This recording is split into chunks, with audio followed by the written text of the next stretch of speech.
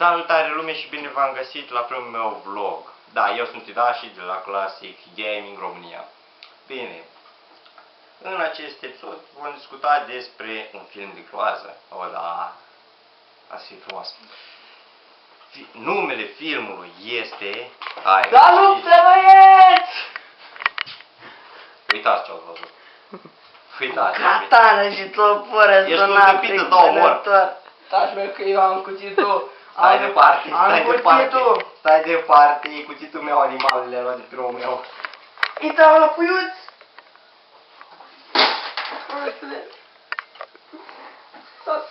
În fine, nu mai contează. Da, asta a fost ceva de groază. E un film de groază aici. Așa, Stai mâinile.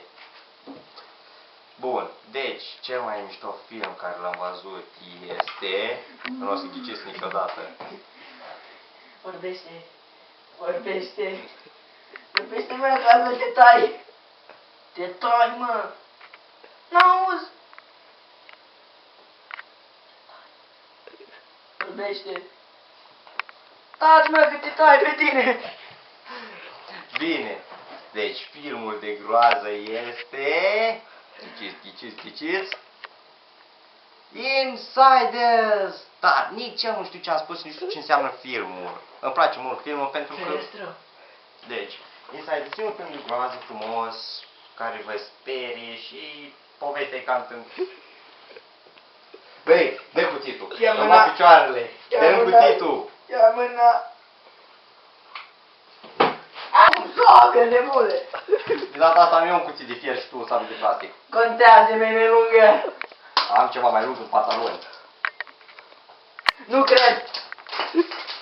Ți-am zis, idiotule! Și asta era lipit cu superglue. Ei, asta e. Na, Star Wars.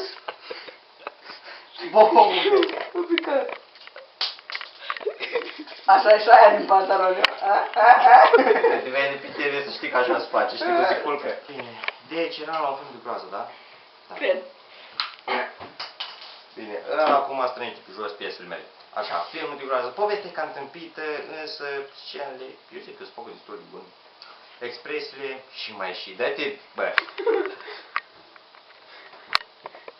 Așa. Deci are niște expresii faciale mișto. Mi-am amintit ceva în fine. Deci,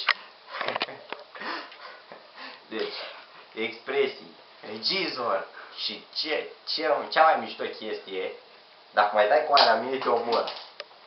Cea mai mișto chestie, ghiciți care e. Da, acțiunea, are acțiunea, mult să vă spunem. Și are un suspans de ăla, bate inima în tine. Înapoi, ce-ți bestie. Deci, acum o să fie... O să vă placă filmul ăsta. Eu l-am văzut și mi-a plăcut. Și am mai văzut ceva și mi-a plăcut.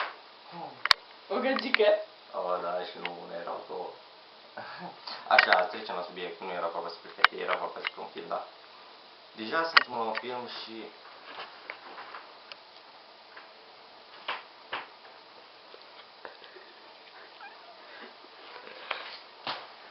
Da, tocmai acum facem un film de groază. Să îl lași în pace.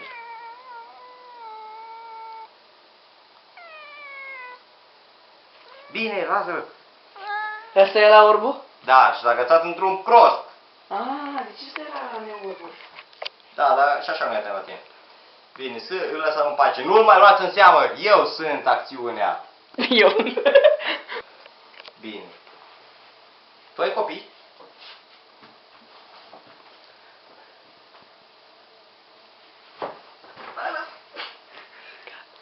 Bun.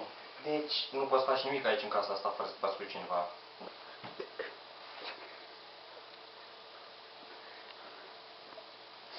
Vreți să faci ceva să... E fată, băiat, ce-i neutru? Cât e fată? Găgică. Bine, deci dacă știți să faci ceva să o ajutați, vă rog, trimiteți cel puțin 40.000 Comentarii. Da, comentarii. 10.000 de like-uri. Și un subscribe.